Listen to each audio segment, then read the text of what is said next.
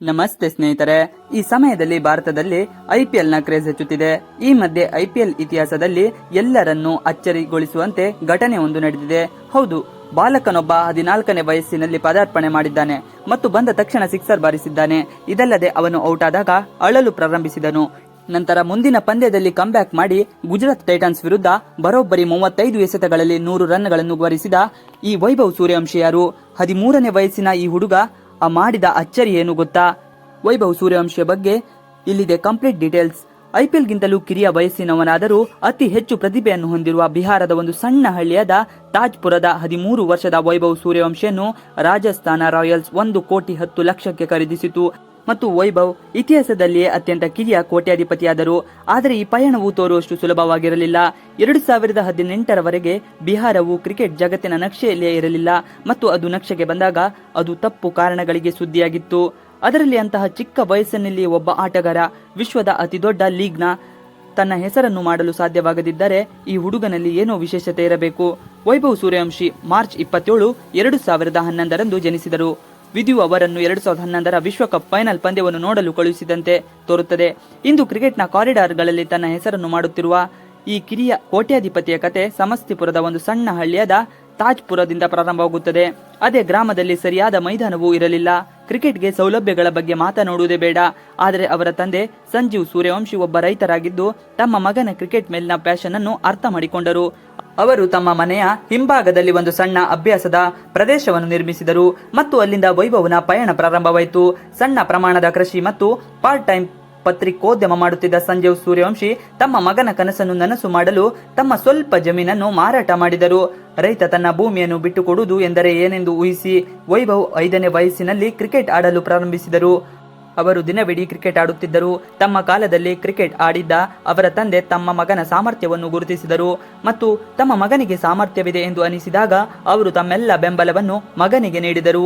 ವೈಭವ್ಗೆ 7 ವರ್ಷ ವಯಸ್ಸಾಗಿದ್ದಾಗ ಅವರ ತಂದೆ ಅವರನ್ನು ಸಮಸ್ತಿಪುರದ ಪಟೇಲ್ ಮೈದಾನದಲ್ಲಿ ಬ್ರಿಜೇಶ್ ಯಾ ಅವರ ಶಿಬಿರಕ್ಕೆ ಸೇರಿದರು. ಅಲ್ಲಿಂದ ವೈಭವ್ ಅವರ ವೃತ್ತಿಪರ ಕ್ರಿಕೆಟ್ ಪ್ರಯಾಣ ಪ್ರಾರಂಭವಾಯಿತು. ಅವರು ವಯೋಮಿತಿ ಪಂದ್ಯಗಳಲ್ಲಿ ಸ್ಥಿರವಾಗಿ ಉತ್ತಮ ಪ್ರದರ್ಶನ ನೀಡುತ್ತಿದ್ದರು. ಆದ್ದರಿಂದ ವೈಭವ್ಗೆ 10 ವರ್ಷ ವಯಸ್ಸಾಗಿದ್ದಾಗ ಅವರ ತಂದೆ ಅವರಿಗೆ ಉತ್ತಮ ಮಟ್ಟದ ತರಬೇತಿಯನ್ನು ನೀಡಲು ಯೋಚಿಸಿದರು. ಈ ಆಲೋಚನೆಯು ಅವರ ಪಯಣವನ್ನು ಪಾಟ್ನಾಗೆ ಕೊಂಡೊಯ್ದಿತ್ತು.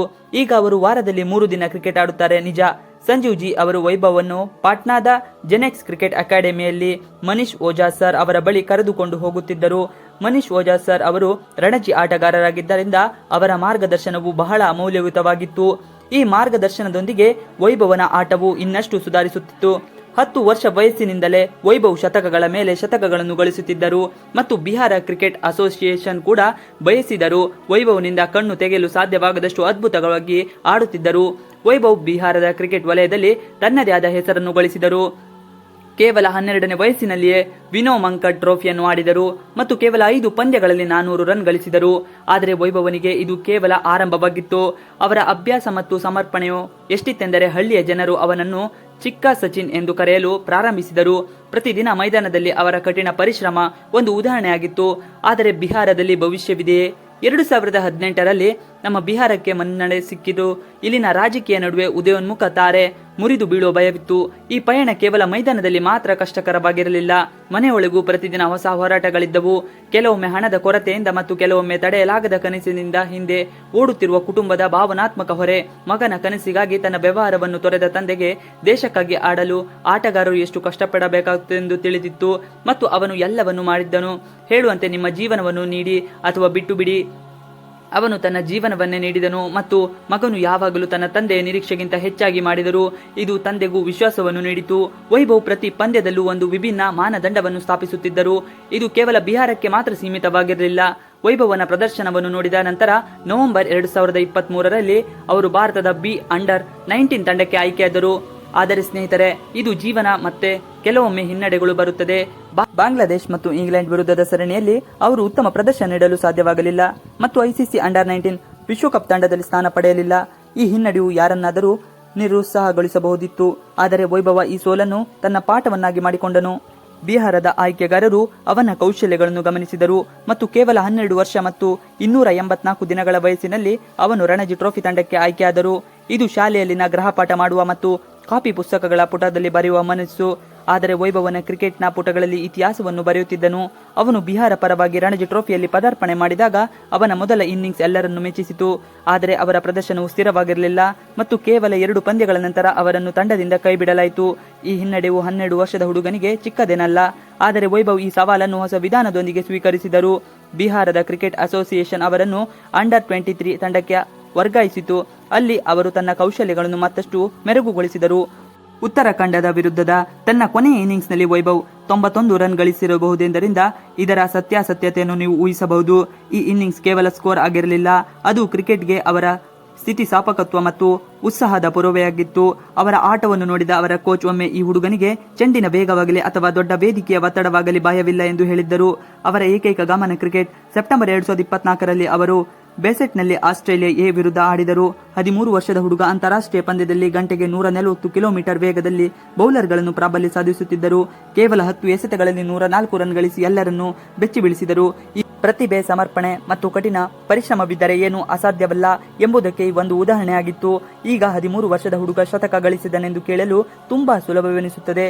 ವೈಭವ್ ಸೂರ್ಯವಂಶಿಯ ಐಪಿಎಲ್ನ ಮೊದಲ ಪಂದ್ಯದಲ್ಲಿ ರಾಜಸ್ಥಾನ್ ರಾಯಲ್ಸ್ ತಂಡವು ಲಕ್ನೋ ಸೂಪರ್ ಜೈಂಟ್ಸ್ ವಿರುದ್ಧ ಅವರ ತವರಿನ ಅಂಗಳವಾದ ಸವಾಯಿ ಮಾನ್ ಸಿಂಗ್ ಸ್ಟೇಡಿಯಂನಲ್ಲಿ ಆಡುತ್ತಿತ್ತು. ರಾಜಸ್ಥಾನ್ ರಾಯಲ್ಸ್ ಗೆಲ್ಲಲು 181 ರನ್ಗಳನ್ನು ಗುರಿ ಹೊಂದಿತ್ತು. ಸಂಜು ಸ್ಯಾಮ್ಸನ್ ಸಂಪೂರ್ಣವಾಗಿ ಫಿಟ್ ಆಗಿರಲಿಲ್ಲ. ಆದ್ದರಿಂದ ರಿಯಾನ್ ಪರಾಗ್ ತಂಡದ ನಾಯಕರಾಗಿದ್ದರು. ಅವರು 14 ವರ್ಷದ ವೈಭವ್ ಸೂರ್ಯವಂಶಿ ಇಂಪ್ಯಾಕ್ಟ್ ಪ್ಲೇಯರ್ ಆಗಿ ಅವಕಾಶ ನೀಡಿದರು. ವೈಭವ್ 20 ಎಸೆತಗಳಲ್ಲಿ 34 ರನ್ ಗಳಿಸಿ ಅದ್ಭುತ ಇನ್ನಿಂಗ್ಸ್ ಆಡಿದರು. ವೈಭವ್ ಸೂರ್ಯವಂಶಿಗೆ ಯಶಸ್ವಿ ಜೈಸ್ವಾಲ್ ಜೊತೆ ಆರಂಭಿಕ ಆಟಗಾರರಾಗಿ ಕಣಕ್ಕಿಳುವ ಅವಕಾಶ ಸಿಕ್ಕಿತು. ವೈಭವ್ ಮೊದಲ ಎಸೆತದಲ್ಲಿಯೇ ಸಿಕ್ಸರ್ ಬಾರಿಸುವ ಮೂಲಕ ಖಾತೆ ತೆರೆದರು.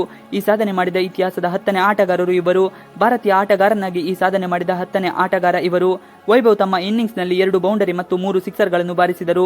ಅವರ ಸ್ಟ್ರೈಕ್ ರೇಟ್ 170 ಆಗಿತ್ತು. ರಾಜಸ್ಥಾನ್ ರಾಯಲ್ಸ್ ಅವರನ್ನು ಐಪಿಎಲ್ 2025ರ ಮೆಗಾ ಹರಾಜಿನಲ್ಲಿ 1 ಕೋಟಿ 10 ಲಕ್ಷಕ್ಕೆ ಖರೀದಿಸಿತು. ವೈಭವ್ ಸೂರ್ಯವಂಶಿ ಐಡನ್ ಮಾರ್ಕಮ್ ಮತ್ತು ಅವರ ಎಸೆತದಲ್ಲಿ ಔಟ್ ಆದರು.